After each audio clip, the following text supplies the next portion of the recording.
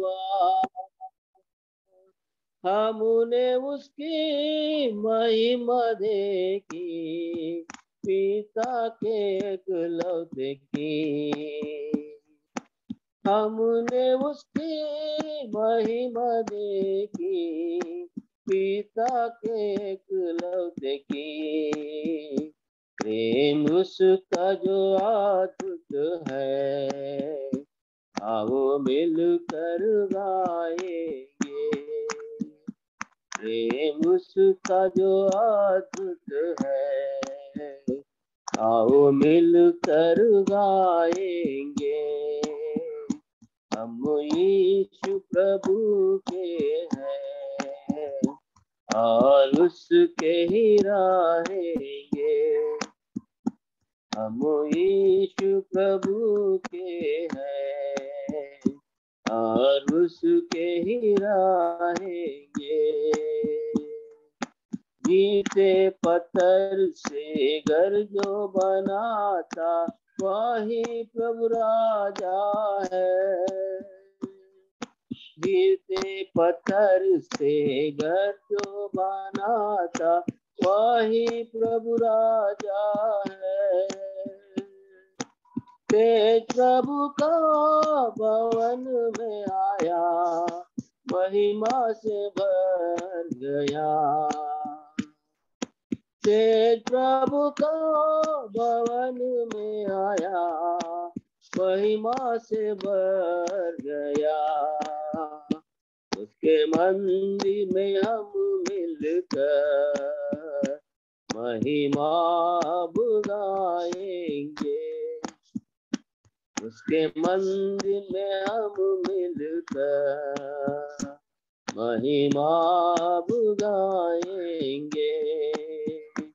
हम यीशु प्रभु के हैं और उसके ही रहेंगे। हम यीशु प्रभु के हैं और उसके ही रहेंगे। महिमा से भरपूर प्रभु हमारा दूतों के साथ आता है। महिमा से भरपूर प्रभु हमारा दूतों के साथ आता है। बाढ़ जो थे उन्हीं को बोलेगा और महिमा देगा। बाढ़ जो थे उन्हीं को बोलेगा और महिमा देगा। उस राज के यो हमें बनाया, हालेलुया हम गाएंगे। उस राज के योग हमें बनाया, हालेलुया हम गाएंगे। हम यीशु प्रभु के हैं और उसके ही रहेंगे। हम यीशु प्रभु के हैं और उसके ही रहेंगे। महिमित राज्य महिमा वस्त्रती, महिमा से भरपूर है। महिमित राज्य महिमा वास करती, महिमा से भरपूर है। प्रभु हमारा दीपक बनेगा, तेज उसका प्रगट होगा। प्रभु हमारा दीपक बनेगा, तेज उसका प्रगट होगा। युगान युग तक हम सब प्रभु के साथ रहेंगे। युगान युग तक हम सब प्रभु के साथ रहेंगे। हम यीशु प्रभु के हैं और उसके ही रहेंगे।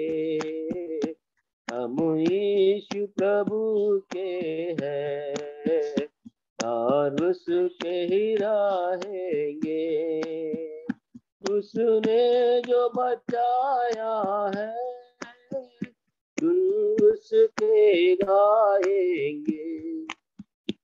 उसने जो बचाया है उसके गाएंगे।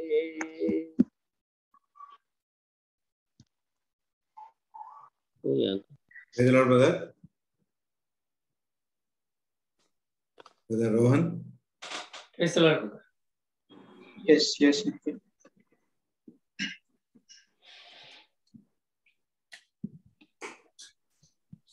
Right. Praise the Lord. We will continue our study in the book of Romans. प्रभु का धन्यवाद हो। रोमियो की पत्री में हम बाइबल अध्ययन जारी रखेंगे।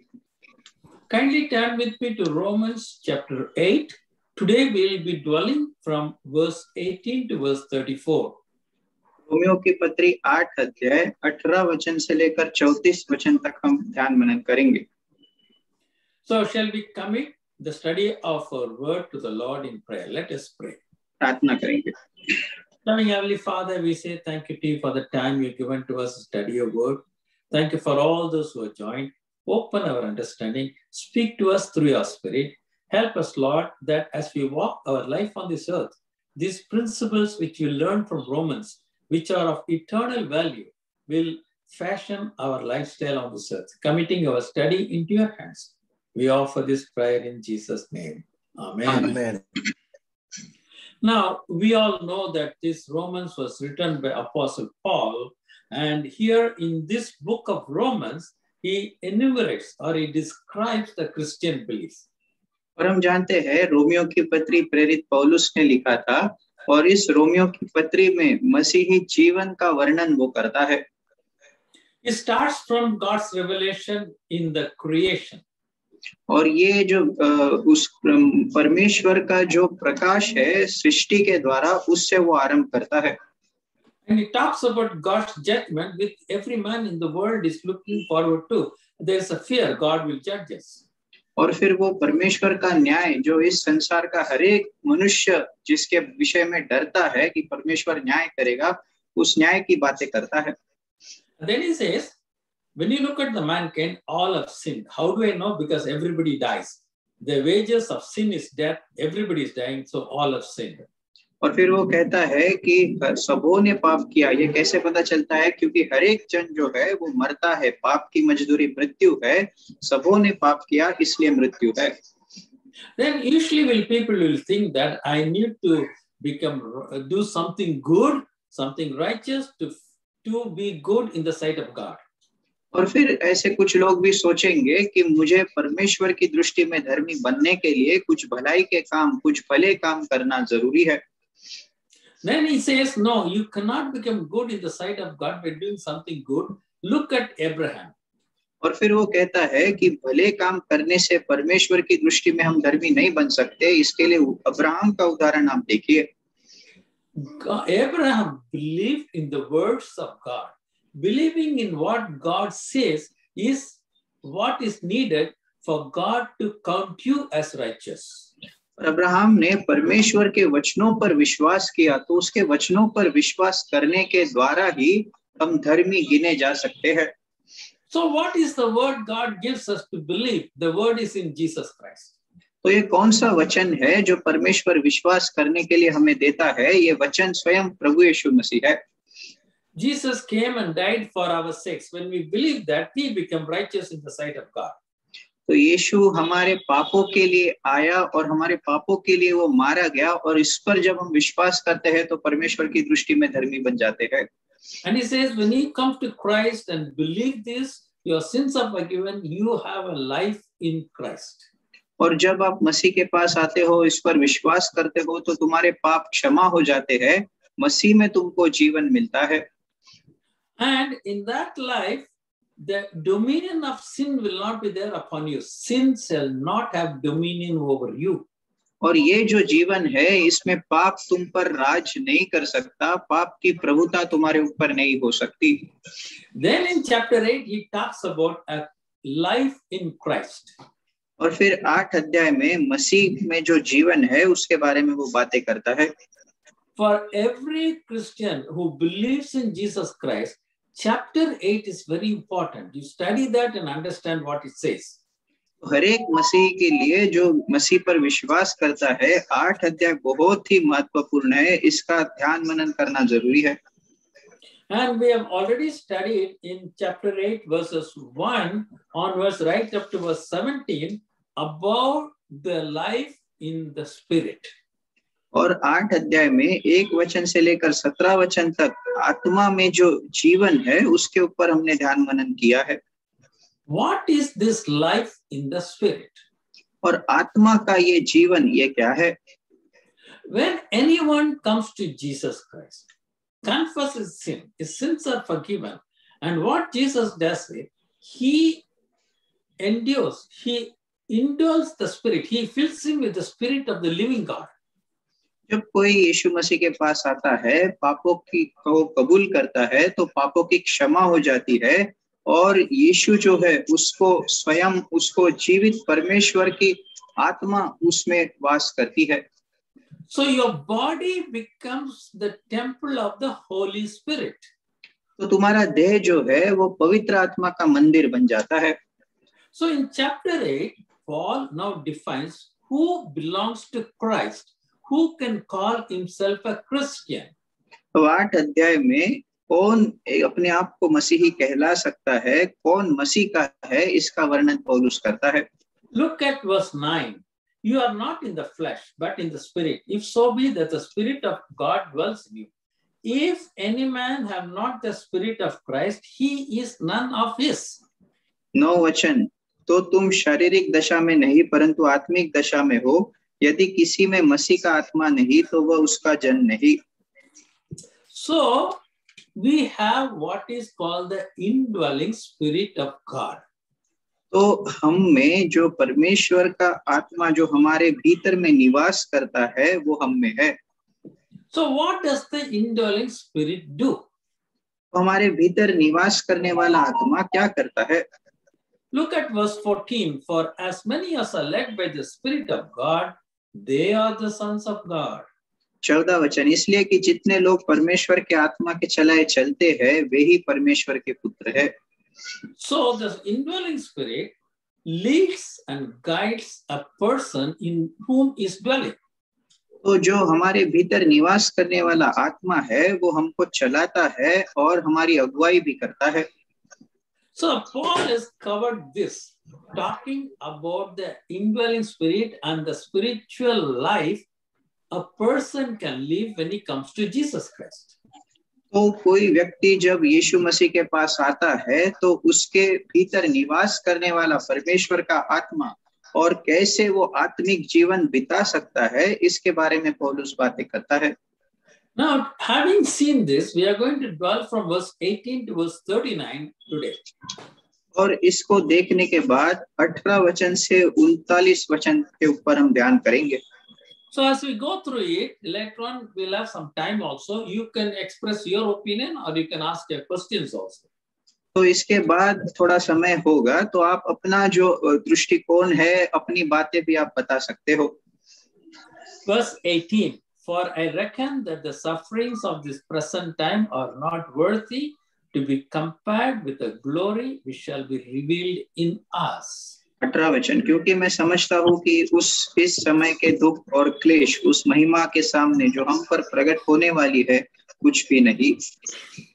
As we live on the earth, even though we believe in Jesus Christ, we do face a lot of hurdles, problems, and a difficult situation, and sometimes persecutions also because of our faith. तो इस संसार में रहते हुए हम जो यीशु मसीह पर विश्वास रखते हैं, हमारे विश्वास के कारण कई प्रकार की बाधा, रुकावट, समस्या, कठिनाई और कभी-कभी क्लेश का सामना भी हमें करना पड़ता है।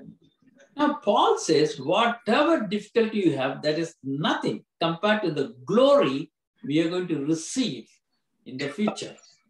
पौलुस कहता है कि भविष्य में जो महिमा हमको मिलने वाली है उसकी तुलना में जो समस्या, जो कठिनाई हमारे सामने है वो कुछ भी नहीं।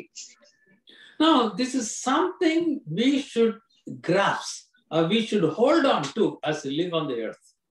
और इस पृथ्वी पर रहते हुए ये एक ऐसी बात है जिसको हमें पकड़े रहना है, थामे रहना है। So what is that we are going to receive? तो वो कौन सी बात है जो हमको मिलने वाली है? When do we receive it? और कब हमको वो मिलने वाली है? Now, if you look at Jesus Christ, when he rose again and came back, he came in what is called the resurrected body of Jesus. और अगर यीशु मसीह को देखोगे तो जब वो फिर से जी उठा, पुनरुत्थित हुआ, तो वो महिमित शरीर को धारण करके वो लौट आया। So the promise he has given us that we shall be like him. तो जो प्रतिज्ञा उसने हमें दी है कि हम उसके समान होंगे। So when you become like the resurrected body of Jesus Christ, many of the problems that we face on the world automatically goes away. तो जब यीशु मसीह के समान पुनरुत्थित देह हम भी प्राप्त करेंगे तो कई जो समस्याएं, कठिनाई का सामना इस संसार में हम अभी करते हैं वो सब गायब हो जाएगी। So Paul has given in clarity a clear description of the resurrected body in 1 Corinthians chapter 15 verses 35 onwards. पहला कोरिन्थी 15 अध्याय 35 वचन से आगे ये जो पुनरुत्थित देह है इसका वर्णन पौलुस ने किया है। So when you have time, kindly go through that and understand our future hope. और जब आपको समय मिलेगा तो कृपया इसको आप ध्यान मनन कीजिए और भविष्य की जो हमारी आशा है उसको आप समझिए। It is a glorious body, honorable body. It is a powerful body, not constrained by any of the elements of the world like space and time. ये एक महिमित देह है और आदर के योग ऐसी देह है और जो इस पृथ्वी पर अभी जो हम सीमित अवस्था में है और समय की सीमा है और इस स्पेस की जो सीमा है तो ऐसी कोई भी सीमा उस देह को नहीं। See, when we live on the world, we have sickness, we have disease, we die, we grow old. Nothing of this will happen. और इस संसार में रहते हुए हमको बीमारी होती है, हमारी उम्र बढ़ती जाती है और हम मरते भी है, लेकिन उस देह में ऐसा कुछ भी नहीं। In fact, we should look into the glorious future which God has given, which is mentioned both in the Old Testament as well as in the New Testament. और जो महिमित ऐसा भविष्य हमारे लिए परमेश्वर ने रखा है, जो पुराने नियम में भी जिसका वर्णन किया है, नए नियम में भी जिसका वर्णन किया है, उसकी ओर हमें ध्यान करना है। The reason is it will make our life on the earth much more responsible and also purposeful as we walk our life on this earth. और इसका कारण ये है कि इस पृथ्वी पर जब हम जीवन बिताते हैं तो हमारा जीवन ये जब हम करेंगे तो और भी अधिक जिम्मेदारी हम ले सकेंगे और भी अधिक उद्देश्य हमारे जीवन में होगा। So we find in verse 18 that we are going to receive a great glory which will be revealed in us in the future. तो 18 वचन में हम पढ़ते हैं कि हम ऐसी महिमा को प्राप्त करने वाले हैं जो हम पर भविष्य में प्रकट होने वाली है। So when we look at that future glory, even though we have problems, we are not so much overwhelmed by the problems because of the hope that we have. तो जो भविष्य में ये जो महिमा है इसकी ओर हम देखते हैं तो इसको देखने के द्वारा हम आज जिस समस्या और कठिनाई का सामना करते हैं तो उस समस्या और कठिनाई पे हमारे लिए आशा बनी रहती है और उससे हम निराश नहीं होते। Now we are going to look at a few verses 19 to 22 now regarding the creation. और अब थोड़े जो वचन है 19 से 22 तक जो सृष्टि के बारे में है उसके ऊपर हम ध्यान करेंगे।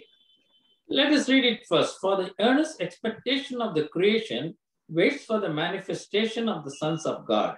For the creation was made subject to vanity, not willingly, but by the reason of him who was subjected the same in hope. Because the creation itself also shall be delivered from the bondage of corruption into the glorious liberty of the children of God. For we know that the whole creation groans and travails in pain together until now. क्योंकि सृष्टि बड़ी आशा भरी दृष्टि से परमेश्वर के पुत्रों के प्रकट होने की बाट जो रही है, क्योंकि सृष्टि अपनी इच्छा से नहीं पर अधीन करने वाले की ओर से व्यर्थता के अधीन इस आशा से की गई कि सृष्टि भी आप ही विनाश के दासत्व से छुटकारा पाकर परमेश्वर की संतानों की महिमा की स्वतंत्रता प्राप्त करेगी, क्योंकि हम जानते हैं कि सारी सृष्टि अब तक मिलकर कराती और पीड़ाओं में पड़ी तड़पती है। Now here Paul is talking about the creation, the plants, the animal kingdom, the birds, the fish, everything. These are the creation of God. तो यहाँ पर पौलुस जो है सृष्टि की बातें करता है, तो जो पेड़ पौधे हैं और जो पशु पक्षी है, जल की मछलियां है, ये सारी बातें इस सृष्टि में आ जाती है। So what Paul is telling here is, when man sinned in the Garden of Eden for the first time, not only he fell from the grace of God, even the creation was completely marred by his action. यहाँ पर ही पौलुस कह रहा है कि Edan की वाटिका में पहली बार जब मनुष्य ने पाप किया तो ना केवल वो परमेश्वर के अनुग्रह से नीचे गिर गया, हट गया, लेकिन जो पूरी सृष्टि है, ये पूरी सृष्टि इस पाप के कारण श्रापित हुई है, या फिर ऐसी उसका परिणाम इस सृष्टि के ऊपर हुआ है। Now look at verse 22. We know that the whole creation groans and travails in pain together until now. 22 वचन, क्योंकि हम जानते हैं कि सारी सृष्टि अब तक मिलकर कराती और पीड़ाओं में पड़ी तड़पती है। Now what is that Paul is talking about? ये कौन सी बात है जिसके बारे में पौलुस बातें कर रहा है? Now if you happen to go to a thick jungle or forest area where the animals are living, you watch the animals. अगर आप ऐसा जंगल में चले जाते हो जहां पर बहुत सारे जंगली जानवर है, पशु है, तो आप उनके ऊपर आप ध्यान करिए। I've seen in one of the forests, but it's a real forest where the deers and lions and all the wild animals live, and they also take you in a jeep, in a protected jeep, and show you how the animals live. तो मैं एक ऐसे जंगल में जाके देखा है जहाँ पे हिरन और सिंह और ऐसे जंगली जानवर बहुत रहते हैं, और एक ऐसे जीप में हमको बिठाकर, ऐसी सुरक्षित ऐसी जीप में बिठाकर वो लेकर जाते हैं और ये सारा जंगल दिखाते हैं। I saw the deers eating green leaves. और मैंने देखा जो हिरन है वो ऐसी हरी पत्तियों को खा रहे हैं। But when they're eating, they will always look here and there because there is a sort of a scare on their face. And I also saw a tiger slowly coming behind them. और जब वो ऐसी हिरन ऐसी पत्तियां खाते रहती है तो यहाँ वहां देखते रहती है, डरी हुई रहती है। और मैंने ये भी देखा कि क्योंकि उनके लिए खतरा बना रहता है, और मैंने ये भी देखा कि एक जो ऐसा सिंह, एक जो ऐसा टाइगर है, वो उनके पीछे से आ रहा था। That's what Paul says. If you look at the whole creation, they are not living in harmony. They are not living in peace. There's always a fear among them even today. तो यही पौलुस कह रहा है, पूरी सृष्टि को अगर तुम देखोगे तो वो ऐसी शांति में, एकता में नहीं रहते हैं। आज भी बहुत डर और भय उनमें दिखाई देता है। Did God create like that? और क्या परमेश्वर ने ऐसी इनकी सृष्टि की थी? The answer is no. तो इसका उत्तर ना है। There was no fear in the creation of God that another creature will harm you. Nothing will harm when God created it. जब परमेश्वर ने सृष्टि की थी तो उसमें ऐसा डर बिल्कुल नहीं था कि दूसरा कोई जानवर या पशु आकर उस दूसरे जानवर को वो नुकसान करेगा या चोट पहुंचाएगा। परमेश्वर की सृष्टि में ऐसा बिल्कुल नहीं था। Now you turn to Genesis chapter 1. उत्पत्ति की पुस्तक पहला अध्याय। What did God say about the creation? सृष्टि के बारे में परमेश्वर ने क्या कहा? Verse 30, chapter 1, verse 30. पहला अध्याय उसका 30 वचन। and to every beast of the earth, and to every fowl of the air, and to everything that creeps on the earth, wherein there is life, I have given every green plant for food, and it was so. और जितने पृथ्वी के पशु और आकाश के पक्षी और पृथ्वी पर रेंगने वाले जंतु है, जिनमें जीवन का प्राण है, उन सब के खाने के लिए मैंने सब हरे हरे छोटे पेड़ दिए हैं, और वैसा ही हो गया। On the day when God created lion and tiger, what was the food he gave them? Green plant. Lion and tiger were eating green plants. जिस दिन परमेश्वर ने सिंह को और शेर को बनाया, तो उनको खाने के लिए क्या दिया था? तो हरे पेड़ पौधे दिए थे, और वो ऐसे हरे भरे पेड़ पौधे ही खाते थे। So because of sin, this changed. लेकिन पाप के कारण ये सब बदल गया। That is why now creation is also waiting for the redemption of the children of God. और इसलिए सृष्टि भी परमेश्वर के पुत्रों के प्रकट होने की बाट जो रही है। Let's come back to Romans chapter 8. Romeo की पत्री उसका 8 अध्याय। So in verse 19 he says the creation is waiting that we shall be manifested, the manifestation of the sons of God, he says. 19 वचन में कहता है, सृष्टि बड़ी आशा भरी दृष्टि से परमेश्वर के पुत्रों के प्रकट होने की बाट जो रही है। When that will happen? और ये कब होने वाला है? Now there are two stages. अब इसके दो भाग में ये है। First thing is the sons of God will be taken out of this earth. और जो पहली बात है वो ये जो परमेश्वर के पुत्र है इस संसार से वो बाहर निकाले जाएंगे। Christ will come in the clouds and the trumpet will sound. मसीह जो है बादल की सवारी करके आएगा और तुरही फूकी जाएगी। 1 Thessalonians chapter 4, 16 and 17. पहला थिस्सलुनी 4 अध्याय और 16 और 17 वचन। Lord himself shall descend from heaven with a shout, with the voice of archangels, with the trump of God, and the dead in Christ shall rise first. Then we who are alive and remain shall be caught up together with them in the clouds to meet the Lord in the air. So we shall be with the Lord forever. क्योंकि प्रभु आप ही स्वर्ग से उतरेगा, उस समय ललकार और प्रधान दूत का शब्द सुनाई देगा और परमेश्वर की तुरही फूकी जाएगी, और जो मसीह में मरे हैं वे पहले जी उठेंगे। तब हम जो जीवित और बचे रहेंगे उनके साथ बादलों पर उठा लिए जाएंगे कि हवा में प्रभु से मिले, और इस रीति से हम सदा प्रभु के साथ रहेंगे। So when the trumpet shall sound, those who died first, Abraham, Moses, Elijah, Elisha, all will come back to life. Then those of us who are alive in the world, who belong to Christ, we will also join them. तो जब ये तुरही फूकी जाएगी, तो जो पहले मरे हैं, जैसे अब्राहम हो गया, मूसा हो गया, एलिया, एलिशा, वो जो पहले जी उठेंगे, और उसके बाद हम जो जीवित है हम भी उठा लिए जाएंगे, उनसे जा मिलेंगे। After that, we shall be with the Lord, and there will be about 7-year period. They say it will be a tribulation period.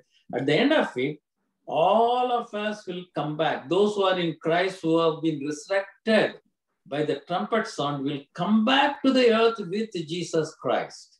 और हम प्रभु से जा मिलेंगे, और उसके बाद 7 साल का इस पृथ्वी पर संकट काल का समय होगा, और इस 7 साल के अंत में हम सब प्रभु के साथ लौटकर, जो मसीह में मरे हैं, पुनरुत्थित हुए हैं, हम सब उसके साथ लौटकर इस पृथ्वी पर फिर से आएंगे। When Jesus Christ descends to the Mount of Olivet, his feet will touch, he will walk on the earth, and this earth will be back to Genesis chapter 1. The entire creation will change. और तब जाकर प्रभु फिर से लौट कर आएगा, उसके पैर जैतून के पर्वत के ऊपर आ पहुंचेंगे, और इस पृथ्वी पर वो फिर से चलेगा, और ये जो सारी सृष्टि है फिर से लौटकर उत्पत्ति की पहली अध्याय की जो दशा है उस दशा में पहुंच जाएगी। He will rule the earth for 1000 years. और वो 1000 साल के लिए पृथ्वी पर राज करेगा। Revelation chapter 20 verse 4. प्रकाशित वाक्य 20 अध्याय उसका 4 वचन। I saw thrones, and they sat upon them. Judgment was given to them. I saw the souls of them that were beheaded for the witness of Jesus, for the word of God, who had not worshipped the beast, neither his image, neither had received his mark upon the foreheads and the heads.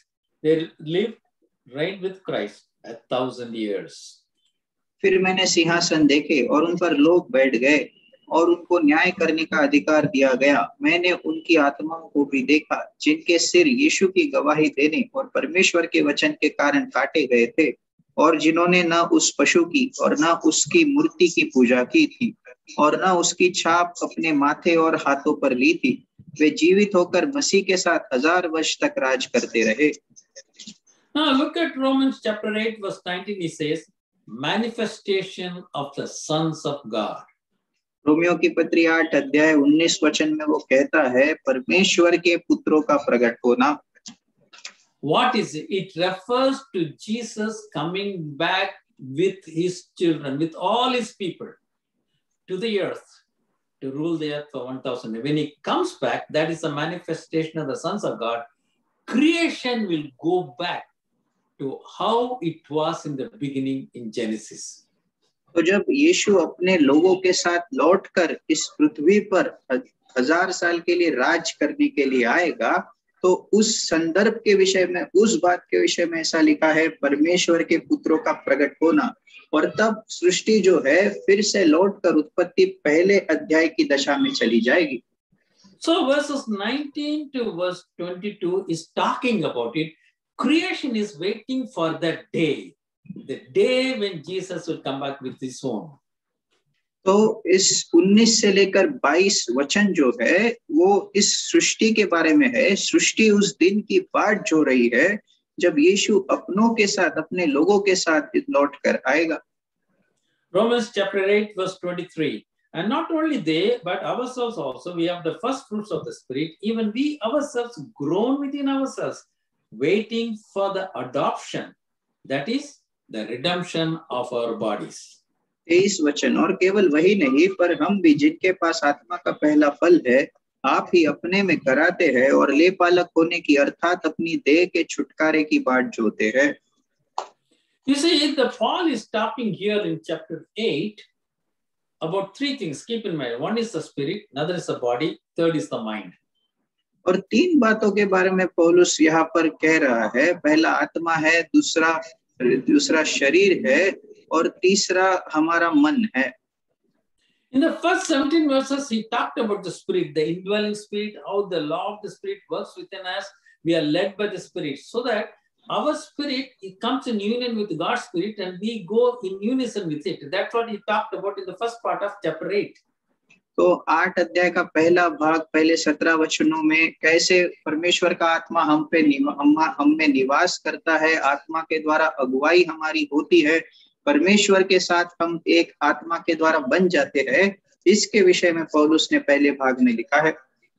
In the second part, 18 onwards, is now looking at the redemption of a body, that is, our physical body will change into the resurrected body of Jesus Christ. और जो दूसरा भाग है 18 वचन से आगे, वो हमारे शरीर का जो देह का जो छुटकारा है, हमारा देह कैसे मसीह के समान पुनरुत्थित देह को धारण करेगा, उसके विषय में वो कहता है। So that's what he says in verse 24, Romans 8:24. That is the hope that we have today. रोमी 8:24 अध्याय में कहता है कि यही आशा जो आज हम में है। We are looking at that. We are saved by the hope, but hope that is seen is not hope. For what a man sees, why does he have to hope for? Verse 25. But if we hope for that we see not, then do we with patience wait for it. We are waiting patiently for the redemption of our bodies. 24 और 25 वचन, इस आशा के द्वारा हमारा उद्धार हुआ है, परंतु जिस वस्तु की आशा की जाती है जब वह देखने में आए तो फिर आशा कहाँ रही, क्योंकि जिस वस्तु को कोई देख रहा है उसकी आशा क्या करेगा, परंतु जिस वस्तु को हम नहीं देखते यदि उसकी आशा रखते हैं तो धीरज से उसकी बाट जोते भी है। Now he has talked about the spirit, he talks about the body. In verse 26 and 27 he says how the spirit helps us in our prayer. और इसने आत्मा के बारे में बातें की, शरीर के बारे में बातें की, और अब 26 और 27 वचन में आत्मा कैसे हमारी प्रार्थना में सहायता करता है उसकी बात वो कर रहा है। Likewise, the Spirit also helps our weakness. We do not know what we should pray for as we ought to, but Spirit Himself makes intercession for us with groanings which cannot be uttered.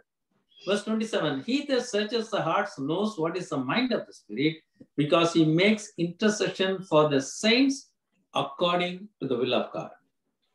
इसी रीति से आत्मा भी हमारी दुर्बलता में सहायता करता है, क्योंकि हम नहीं जानते कि प्रार्थना किस रीति से करना चाहिए, परंतु आत्मा आप ही ऐसी आहे भर भर कर जो बयान से बाहर है हमारे लिए विनती करता है, और मनों का जांचने वाला जानता है कि आत्मा की मनसा क्या है, क्योंकि वह पवित्र लोगों के लिए परमेश्वर की इच्छा के अनुसार विनती करता है।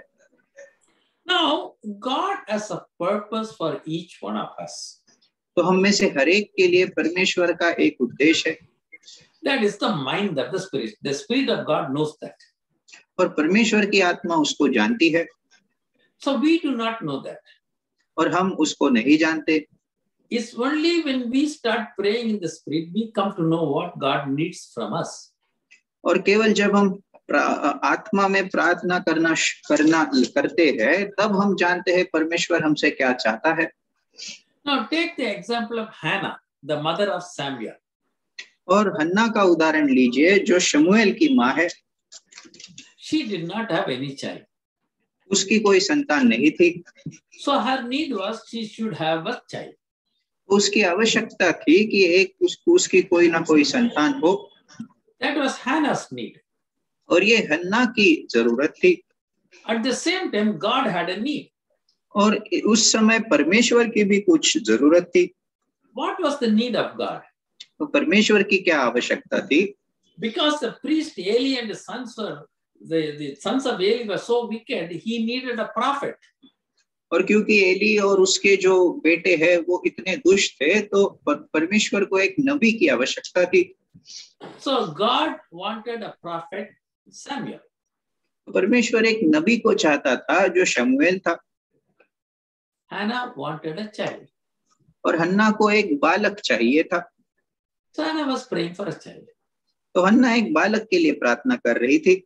She changes her prayer and says, "If you give me a son, I will give him back to you." और वो अपनी प्रार्थना बदल कर कहती है, अगर तू मुझे एक पुत्र देगा तो मैं उसको तुझे फिर से लौटा दूंगी। When Hannah prayed, "If you give me a son, I will give it back to him," she started knowing what the Spirit needs. She was praying in the Spirit. और जब हन्ना ऐसी प्रार्थना करना शुरू की कि तू जब मुझे पुत्र देगा मैं उसे तुझे फिर से लौटा दूंगी, तब वो जान गई कि आत्मा में प्रार्थना करना क्या है, और आत्मा के द्वारा वो प्रार्थना करने लगी।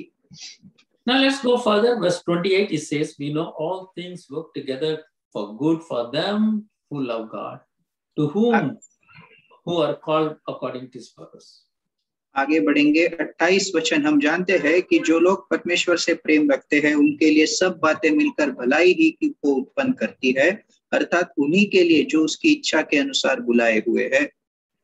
So God does everything good for His children. तो परमेश्वर अपने बच्चों के लिए सारी बातें भलाई ही की उत्पन्न करता है। He has a great purpose for each one of them. और उनमें से हर एक के लिए एक महान उद्देश्य उसका है। The main thing is told in verse 29. और जो महत्व की बात है वो 29 वचन में है। Whom He did foreknow, He also did predestinate to be conformed to the image of His Son, that He might be firstborn among many brethren. क्योंकि जिन्हें उसने पहले से जान लिया है, उन्हें पहले से ठहराया भी है कि उसके पुत्र के स्वरूप में हो, ताकि वह बहुत भाइयों में पहलौठा ठहरे। God's purpose is this: everyone who believes in Christ eventually should come into the very image of His Son. परमेश्वर का उद्देश्य और योजना ये है कि हर एक जो मसीह में विश्वास करता है वो इसी तरह मसीह के स्वरूप में वो बदल जाए। What do we understand when He says image of His Son? और जब उसके पुत्र का स्वरूप वो कहता है तो हम क्या समझते हैं? It means we think, we believe, and we act like Jesus Christ. इसका अर्थ है कि हम यीशु मसीह की तरह हम विचार करें, उसकी तरह हम विश्वास करें और उसी की तरह हम कार्य भी करें। So if that has to happen, the most important thing is what we believe within us and how we think has to completely change, exactly like what Jesus will do. तो ऐसा होना है तो हम जैसा विश्वास करते हैं, जैसा हमको हम कृत्य करते हैं, काम करते हैं, तो उसमें बड़ा बदलाव आना चाहिए। बिल्कुल जैसा मसीह करेगा वैसा ही हमारा भी होना चाहिए। No, that is why Paul is now telling the reason why God called us into his fold and poured out his love and forgiveness is that we shall be like his son Jesus Christ. तो यहाँ पर पौलुस कहता है कि जिस उद्देश्य से परमेश्वर ने उसकी झुंड में हमको बुलाया है, अपने प्रेम को उंडेला है, उसके पीछे उसका उद्देश्य यही है कि हम उसके पुत्र के स्वरूप में हो जाए। So now look at this way. We are here, God is there, God's purpose for us who believe in Christ that we should be like Jesus Christ. तो यहाँ पर इसको ऐसा देखेंगे, हम यहाँ पर है, परमेश्वर वहां पर है, और परमेश्वर का उद्देश्य हमारे लिए यही है कि हम उसके पुत्र के समान, प्रभु यीशु मसीह के समान हो जाए। So for us to become like Jesus Christ, what did God do? यीशु मसीह के समान बनने के लिए परमेश्वर ने हमारे लिए क्या किया? From verse 30 to verse 39, Paul is writing everything which God has done for us so that we who believe in Jesus will be like Jesus Christ. इस वचन से लेकर 39 वचन तक परमेश्वर ने जो जो हमारे लिए किया ताकि हम प्रभु यीशु मसीह के समान हो जाए, उन सारी बातों को पौलुस यहाँ पर लिख रहा है। Verse 30, whom he did predestinate, them also he called. Whom he called, them also he justified. Whom he justified, them also he glorified. फिर जिन्हें उसने पहले से ठहराया उन्हें बुलाया भी, और जिन्हें बुलाया उन्हें धर्मी भी ठहराया है, और जिन्हें धर्मी ठहराया उन्हें महिमा भी दी है। So God, how he works is, he first calls people to himself so that we can believe in Jesus and be like him. He calls us. सबसे पहले परमेश्वर हमको बुलाता है ताकि हम मसीह पर विश्वास करें, और सबसे पहला जो कदम है कि वो हमको बुलाता है। Then he forgives and justifies as if we have not done any sin. फिर वो हमको क्षमा करता है और धर्मी ठहराता है कि जैसा मानो हमने कोई भी पाप न किया हो। And then he is going to glorify us. That's a future. Marvelous glory we are going to get. This is what God is doing. The reason is we should be like his son. और फिर वो हमको महिमा भी देने वाला है, और अद्भुत महिमा हमको देने वाला है, और इसका कारण यही है कि हम उसके पुत्र के समान हो। Verse 31. What shall we then say to these things? If God be for us, who can be against us? 31 वचन, हम इन बातों के विषय में क्या कहें? यदि परमेश्वर हमारी ओर से है तो हमारा विरोधी कौन हो सकता है? So what Paul says, when God is doing all these things, nobody can stop it. तो पौलुस कह रहा है कि जब परमेश्वर ये सारी बातें कर रहा है तो कोई भी उसको विरोध नहीं कर सकता। Then again, talking about God, will God withhold anything? और फिर परमेश्वर के बारे में बातें करते हुए वो कहता है कि क्या वो किसी भी बात को हमारे लिए रख छोड़ेगा? Look at verse 32. He that spared not his own son, but delivered him up for us all, how shall he not with him also freely give us all things? 32 वचन, जिसने अपने निज पुत्र को भी न रख छोड़ा परंतु उसे हम सब के लिए दे दिया, वह उसके साथ हमें और सब कुछ क्यों न देगा? He gave his son to die for us, so he will not stop giving anything to us. All that we need, he is going to give. तो उसने अपने पुत्र को हमारे लिए मरने के लिए दे दिया, और तो वो किसी भी बात को हमारे लिए रख नहीं छोड़ेगा। जो जो हमको आवश्यकता है वो सब कुछ निश्चित देगा। Verse 33, who shall lay anything to the charge of God's elect? It is God that justifies. 33 वचन, परमेश्वर के चुने हुओं पर दोष कौन लगाएगा? परमेश्वर ही है जो उनको धर्मी ठहराने वाला है। So nobody can point a finger at us because God is for us. God has justified us. तो कोई भी हमको दोष नहीं लगा सकता क्योंकि परमेश्वर हमारे साथ है, उसने हमको धर्मी ठहराया है।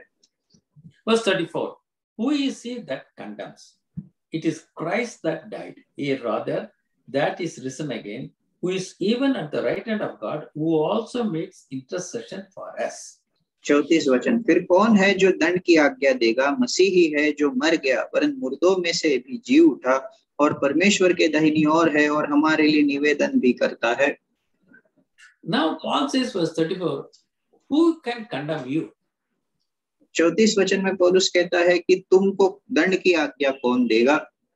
He says only Christ, because he died for you, he saved you, so he is the one who will be looking at your life.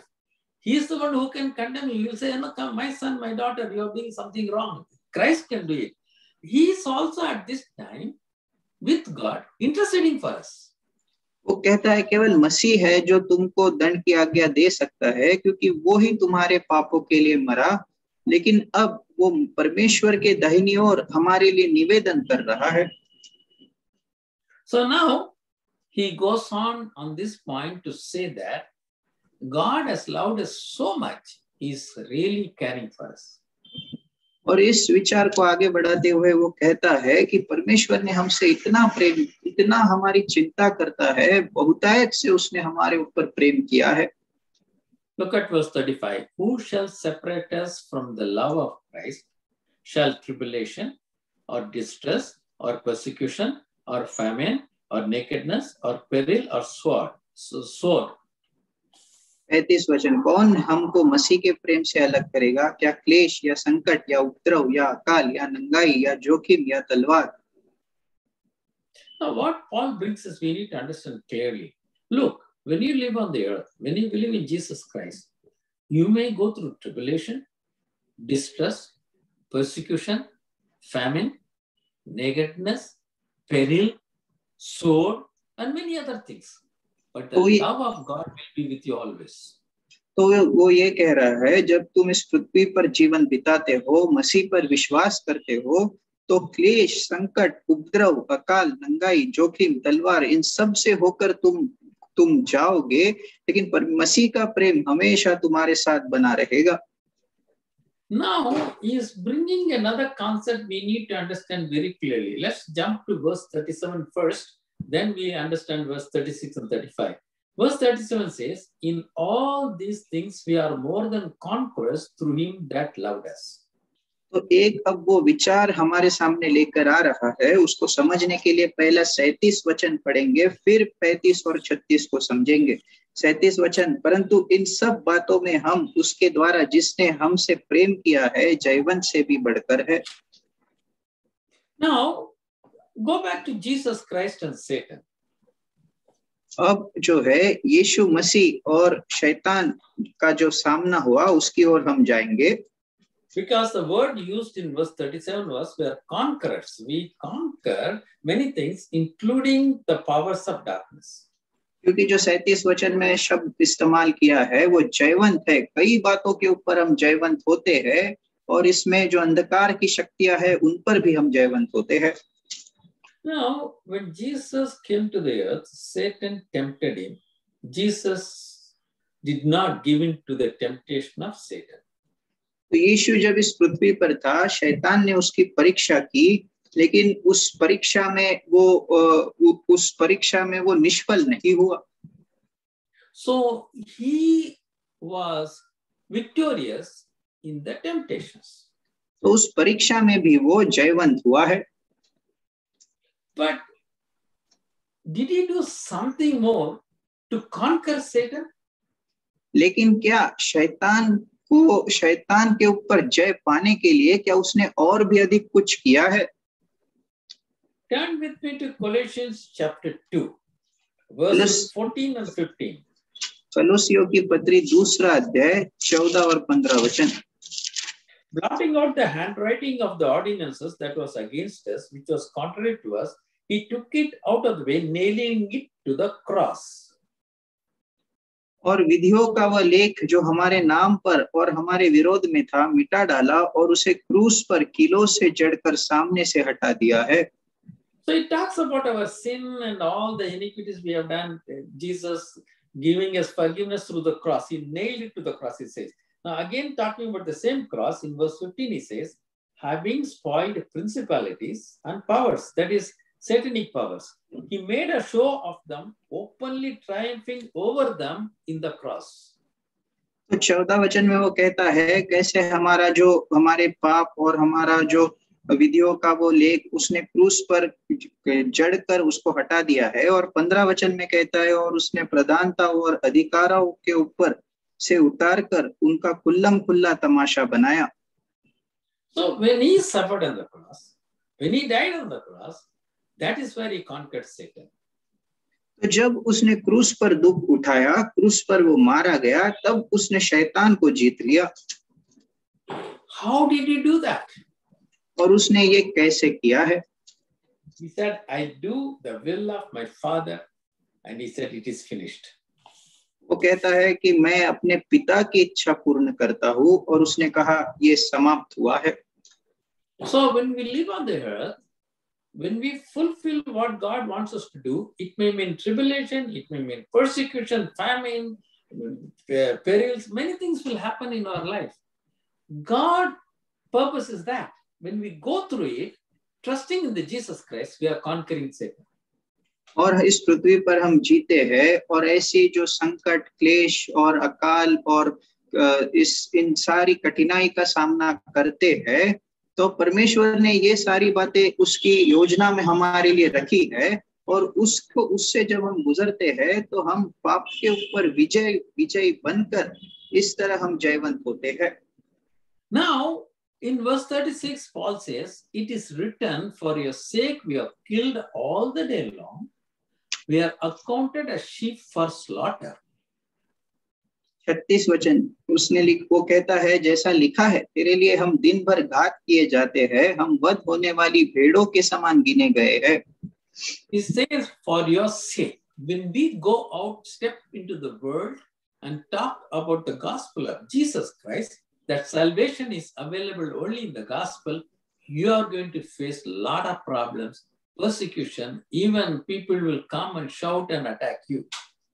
और वो कहता है तेरे लिए, तो जब हम इस पृथ्वी पर बाहर निकलकर सुसमाचार को सुनाते हैं और कहते हैं उद्धार केवल प्रभु यीशु के द्वारा है, और इस सुसमाचार को जब हम सुनाते हैं तो तब हमें ऐसा विरोध का सामना करना पड़ेगा, छल का सामना करना पड़ेगा, क्लेश से जाना पड़ेगा, और लोग आकर ऐसा हमारे ऊपर हमला भी करेंगे. So he says in verse 36, second part, we are accounted as sheep for slaughter. इसलिए 36 वचन के आखिरी भाग में कहता है हम वध होने वाली भेड़ों के समान गिने गए हैं. Now he uses the word sheep for slaughter. The reason is we don't revile, we don't act against. If somebody persecutes you, we are told to bear it. Therefore, usually Christians will go through persecution. We don't rise up against that. तो जब कोई हमको हमारा छल करता है तो उसका हम विरोध नहीं करते, क्योंकि हमको बताया गया है कि इन सारी बातों को सह लेना है, तो हम सह लेते हैं मसीही होने की नाई, और इसलिए ऐसा लिखा है कि हम वध होने वाली भेड़ों के समान गिने गए हैं. It doesn't happen with other religious belief, because many other religions, if anybody attacks them, they will attack back. They will pounce back and do it. But we are like sheep for slaughter. तो दूसरे धर्म के लोगों के साथ ऐसा नहीं होता, क्योंकि अगर उनका कोई विरोध करेगा तो वो भी बिल्कुल उसका विरोध करेंगे और उसको वो विरोध करेंगे, लेकिन हम ऐसा नहीं करते, इसलिए हमारे विषय में ऐसा लिखा हुआ है. Verse 37. Nay, in all these things we are more than conquerors through him that loved us. 37 वचन, परंतु इन सब बातों में हम उसके द्वारा जिसने हमसे प्रेम किया है जयवंत से भी बढ़कर है. The spiritual conquering of a Christian belief is totally different from what the world looks at as conquer. तो जो इस संसार का दृष्टिकोण है जयवंत होने के बारे में, वो हमारा जो आत्मिक दृष्टिकोण है जयवंत होने के बारे में, उसकी तुलना में बिल्कुल अलग है. So the conquering here is so different. We go through problems, difficulties, perils, persecutions, yet trust in the Lord. That is conquering. तो हमारा जयवंत होना क्या है? हम कठिनाई से और संकट से और दुख से, क्लेश से होकर जाते हैं और इसमें भी हम प्रभु के ऊपर विश्वास रखते हैं. इसी को हमारे लिए जयवंत होना माना जाता है. Verse 38. For I am persuaded that neither death, nor life, nor angels, nor principalities, nor powers, nor things present, nor things to come, nor height, nor depth, nor any other creation shall be able to separate us from the love of God, which is in Christ Jesus, our Lord. 38 और 39 वचन. क्योंकि मैं निश्चय जानता हूँ कि न मृत्यु, न जीवन, न स्वर्गदूत, न प्रधानताएं, न वर्तमान, न भविष्य, न सामर्थ, न ऊंचाई, न गहराई और न कोई और सृष्टि हमें परमेश्वर के प्रेम से जो हमारे प्रभु मसीह यीशु में है अलग कर सकेगी. Now, the statement which Paul makes in 38 and 39 is very profound. तो 38 और 39 वचन में जो वाक्य पौलुस ने लिखा है, कहा है, ये बहुत ही इसका मूल्य है, बहुत ही गंभीर बात ये है. It talks about the love of God. ये परमेश्वर के प्रेम की बातें करता है. Who is God? He is all powerful. He created the universe out of nothing. परमेश्वर कौन है? परमेश्वर सर्वशक्तिमान है और ऐसा जो रिक्त, ऐसी कुछ भी नहीं है, ऐसी अवस्था से उसने सारे सृष्टि को निर्माण किया है. God is someone who can create something out of nothing. He is all powerful, almighty. Nothing can withstand him in the entire universe. तो परमेश्वर जो सर्वशक्तिमान है और वो ऐसा कुछ भी नहीं, इस दशा से वो सारी सृष्टि का निर्माण कर सकता है. इस सारी सृष्टि में कोई भी उसके सामने खड़ा नहीं हो सकता, कोई भी उसका विरोध नहीं कर सकता. So now Paul says, all that as a human being, when you live on the earth, what you need is the love from that God. तो पौलुस कहता है कि इस संसार में एक जो मनुष्य होकर तुम जीवन बिताते हो, तो तुम्हारे लिए पर्याप्त ऐसी बात जिसमें सारी बातें समा जाती है, जिससे और अधिक तुम्हें किसी भी बात की आवश्यकता नहीं है, वो बात केवल परमेश्वर का प्रेम है. That love of God is offering to mankind through Jesus Christ. और ये जो परमेश्वर का प्रेम है वो यीशु के द्वारा सारी मनुष्य जाति को वो देता है. A human being needs only that when he lives on the earth and nothing else. और एक मनुष्य को जब इस पृथ्वी पर वो जीवन बिताता है, केवल उसी बात की आवश्यकता है, यही एक बात उसके लिए पर्याप्त है और किसी भी बात की उसको आवश्यकता नहीं. Now Paul says is, when God shows that love to you, when you take it, what is going to happen is nothing can break that love. पौलुस कह रहा है कि परमेश्वर ये प्रेम जब तुमको देता है और इस प्रेम को तुम स्वीकार करते हो, तो कोई भी बात इस प्रेम को हटा नहीं सकती. Now look at verse 38 and 39. He's listing everything. Neither death nor life. और 38 और 39 वचन में वो ऐसी बड़ी सूची लिखता है, कहता है ना तो मृत्यु ना जीवन. He says, don't be afraid of death. और वो कहता है मृत्यु से तुम घबराना मत. Then he says angels. और फिर वो कहता है angels and principalities, they are also angels. और फिर वो कहता है स्वर्गदूत और आगे प्रधानताएं, तो ये प्रधानताएं भी दूतों के समान है.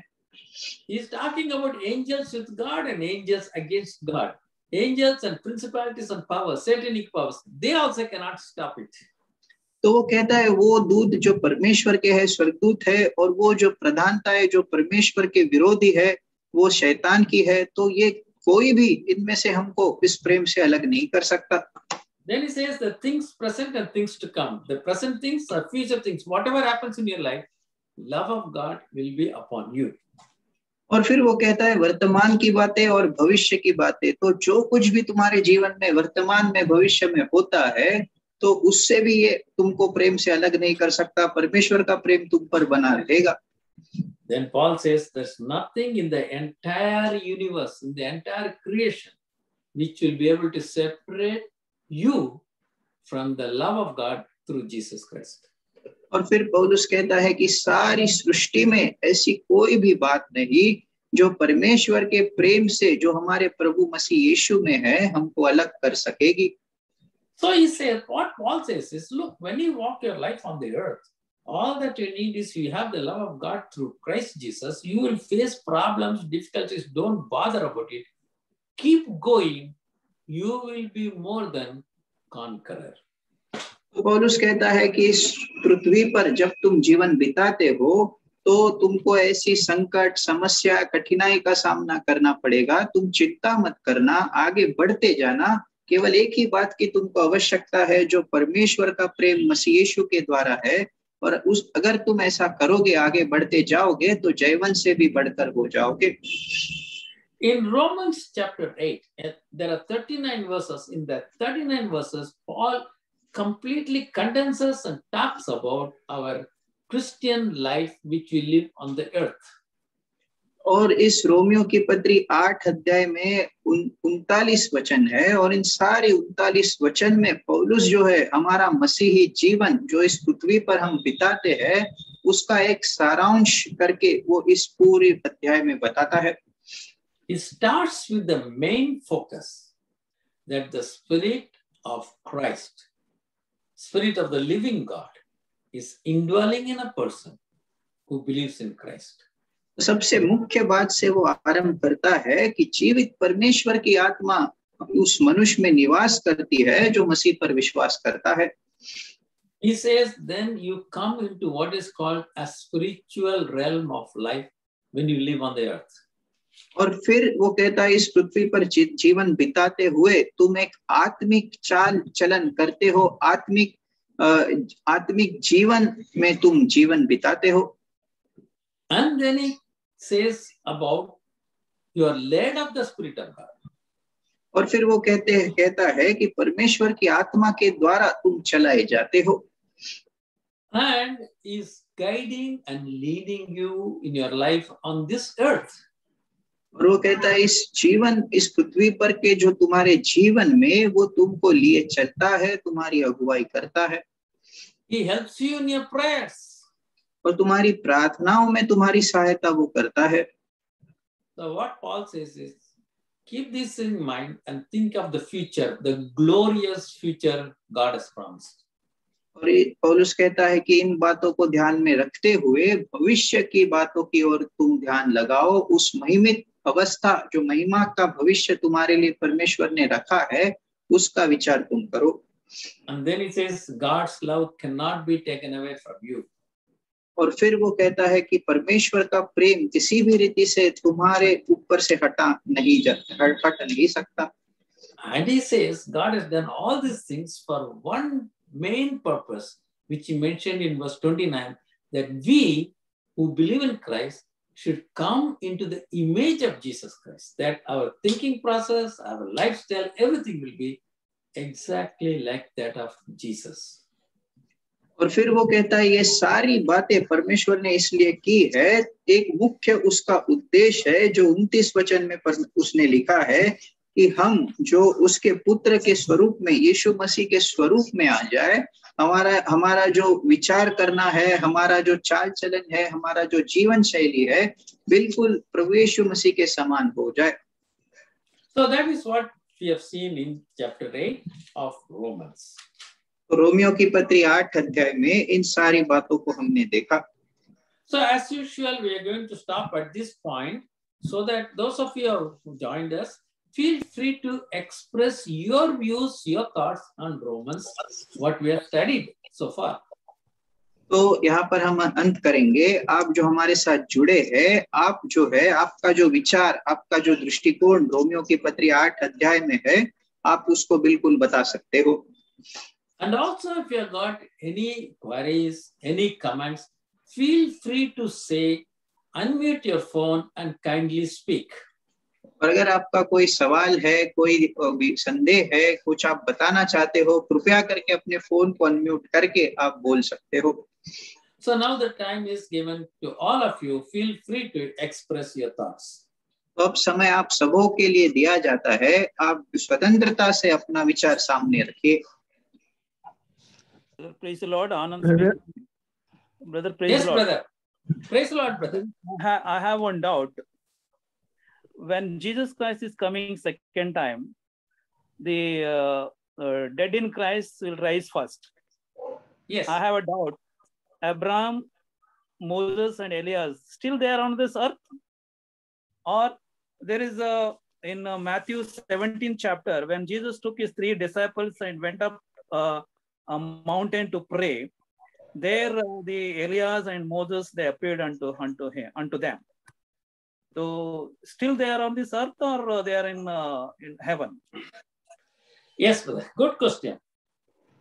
If you look at what Paul clarifies about a human life, and he says our human life consists of 3 things. Okay.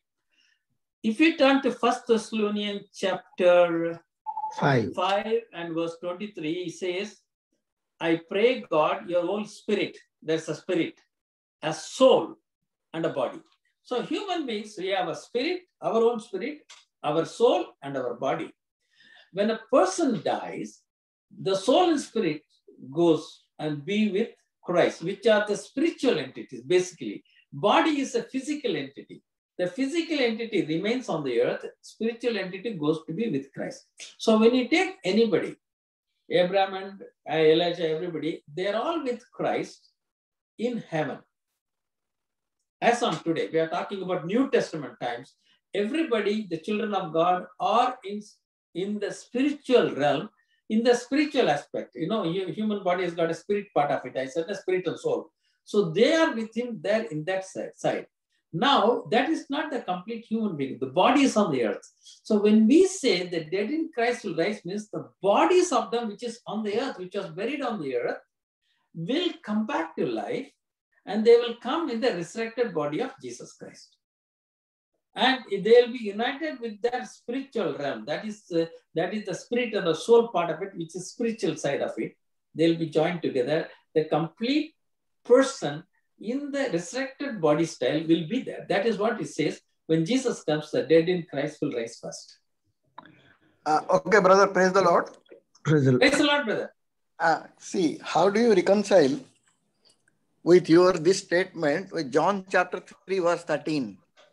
No one has ever gone into heaven except the one who came down from heaven, the Son of Man. That means when Jesus Christ was making this statement, neither Abraham, nor Isaac, nor Jacob, any one of them was in heaven. Yeah, correct, 100%. You're perfectly correct. Yes. And another thing, you see, the rich man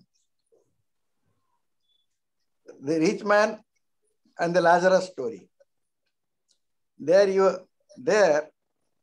the rich man is seeing Lazarus on the Abraham's bosom.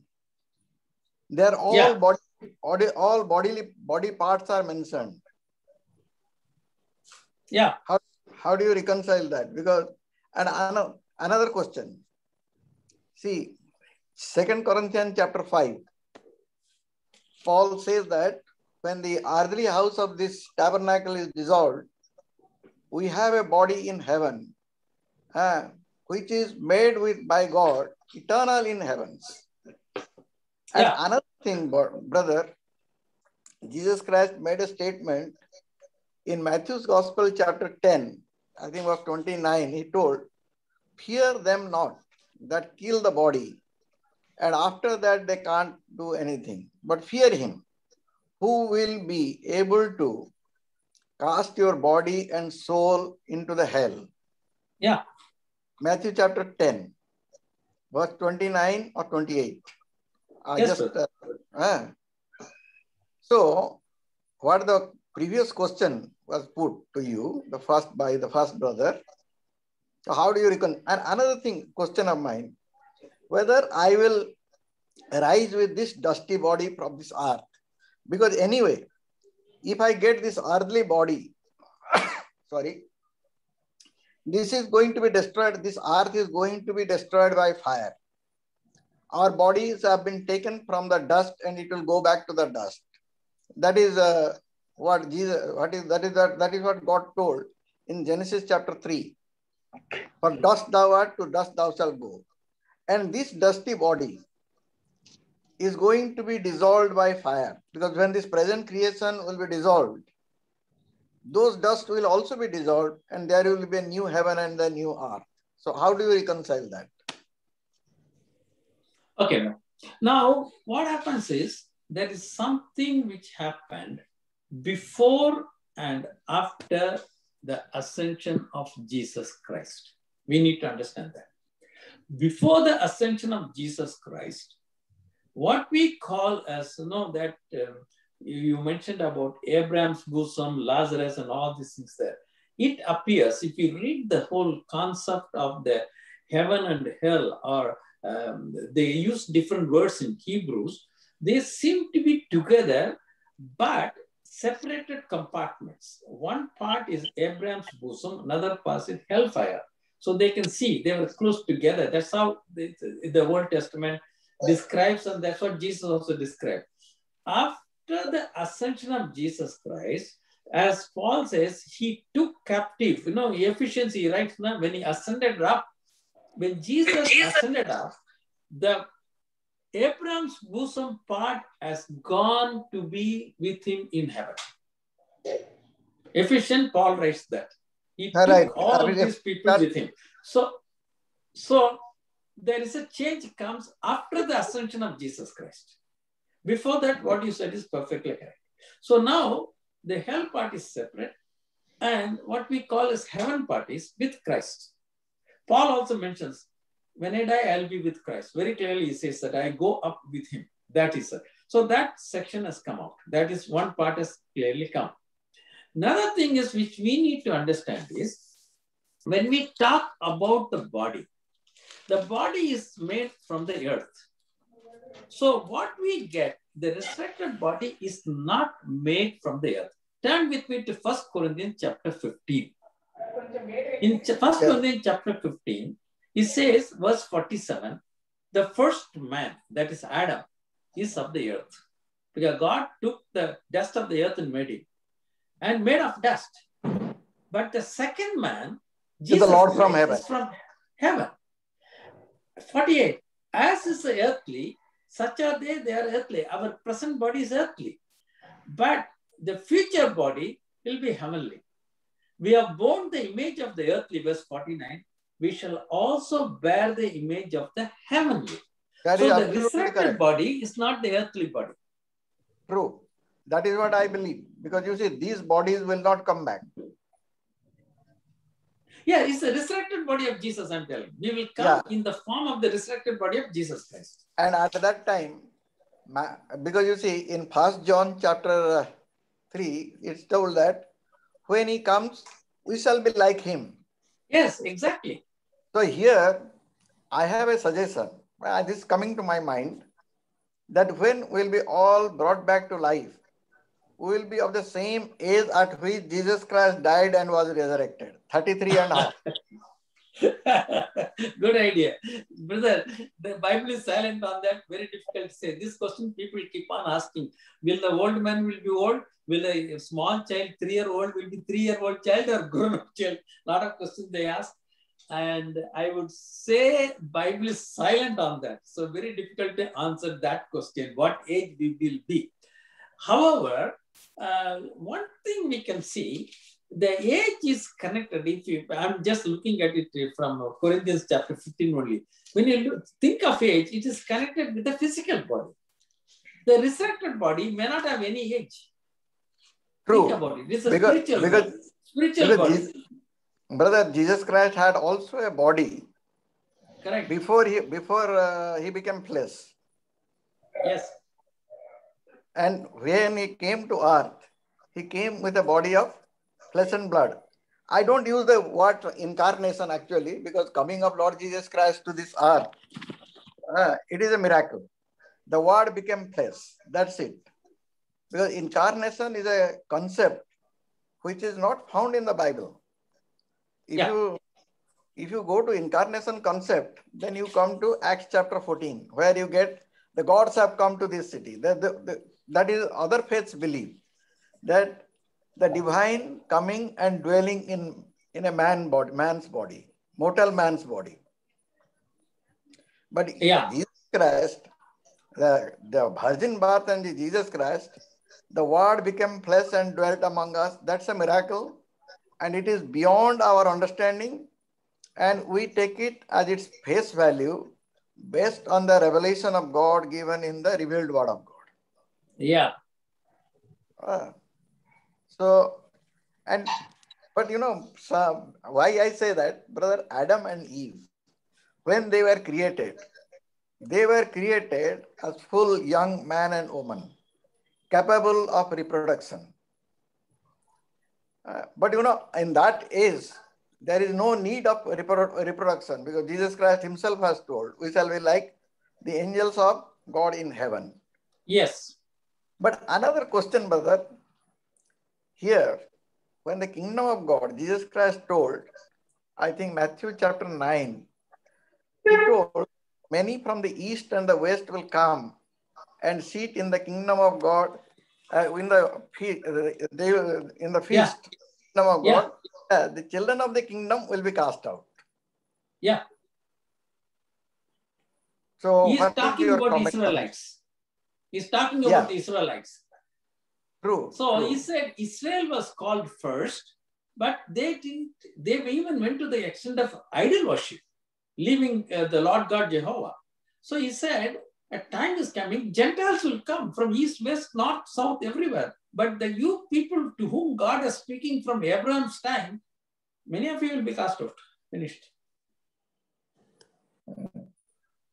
That is why the 7-year tribulation period is primarily focusing on Israel. They will go through such a tribulation, finally they will say Jesus is Messiah. If you see the tribulation time, in the end, they will accept Jesus as Messiah. They will accept Jesus as Messiah when they see Jesus, as per Zechariah chapter 14. Yeah, 30. Exactly. It is a long process. They will go through so much of it. Already they have gone through so much with Hitler. Now some more things will go.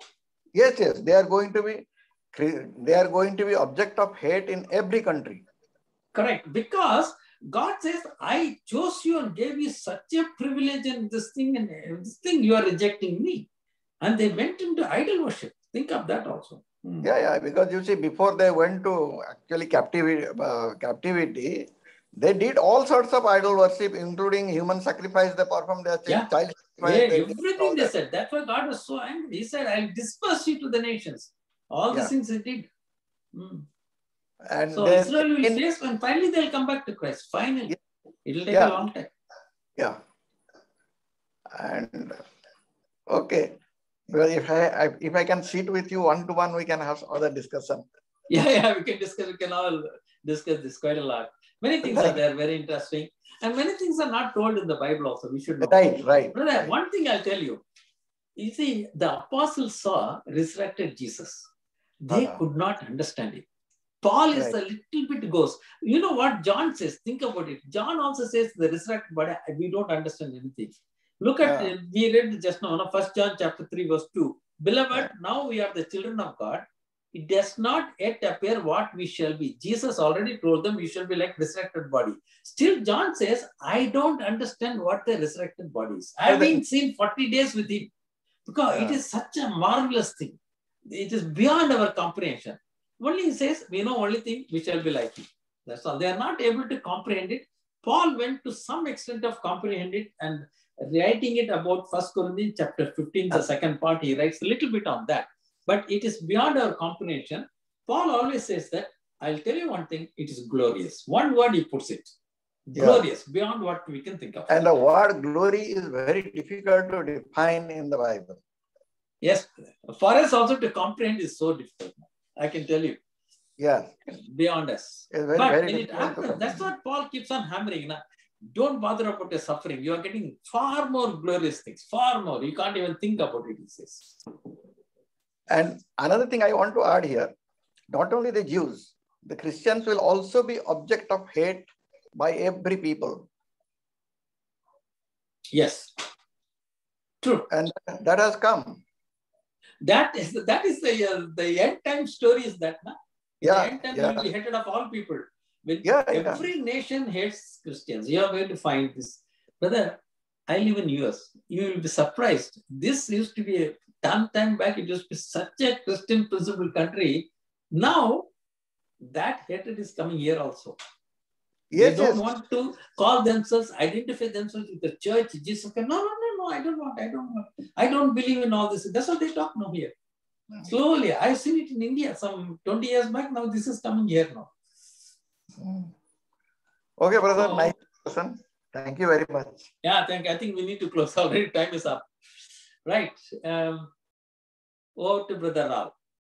Brother Rao, finished. I think we have done all the discussions.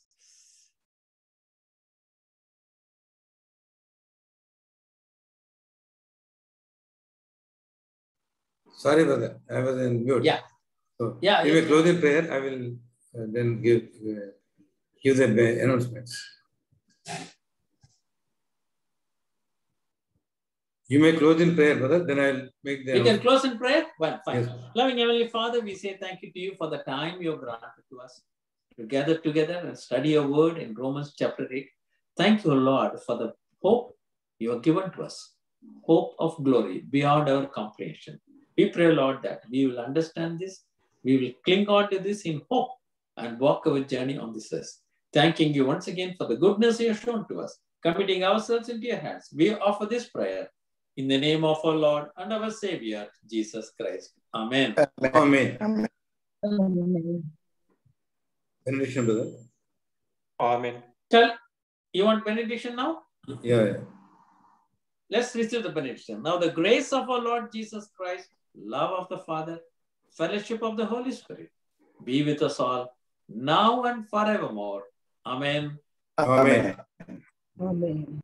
कृपा करके ध्यान दीजिए, कल शनिवार का दिन अलग अलग जगह में उपवास की प्रार्थना होगी और शाम को 4 बजे बहनों की सभा होती है और उसके बाद इतवार के दिन आराधना सेवा होगी। सोमवार के दिन शाम को 7:30 बजे फिर बाइबल अध्ययन होगी हिब्रू की किताब के ऊपर और इन सेवकाई के लिए प्रार्थना करें और बुधवार का दिन हम लोग प्रार्थना के लिए इकट्ठे होते हैं। कल प्रभु की इच्छा तो जिम्मेदार भाइयों का प्रार्थना होगी 2:30 बजे। From tomorrow 2:30 to 5 o'clock we'll have prayer of response brethren. So all the brothers are requested to join in the different Zoom. Link has been already sent to you. So please pray, participate, and pray and participate. Thank you, brother. Thank you. Praise the Lord. Praise the Lord. Good morning, brother. Praise the Lord. Praise the Lord. Praise the Lord. Praise the Lord, everybody. Praise the Lord, brother. Praise the Lord. Praise the Lord, sister. Praise the Lord, brother. Praise the Lord.